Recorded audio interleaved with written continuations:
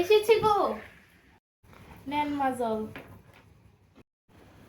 তুমি তো দেখতেছি আস্তে আস্তে সবকিছু শিক্ষা যেতেছো, বাহ ভালোই তো। থ্যাংক ইউ মা। হইছে হইছে, আমার টিভি দাও না, সবাই আছে, আমার রিমোটটা তাড়াতাড়ি দাও। এই নিন মা রিমোটটা। আরে টিভি কই?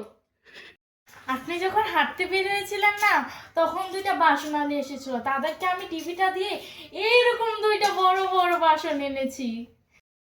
ও কি, তুমি টিভিটা দিয়ে বাসন রাখছো? তোমার কি মাথা টাথা খারাপ হয়ে গেছে নাকি?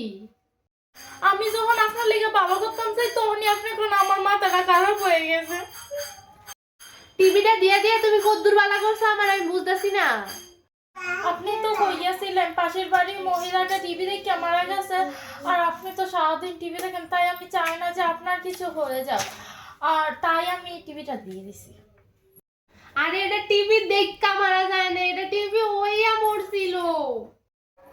ও আচ্ছা। ও করে তুমি কি বুঝলা হুনি?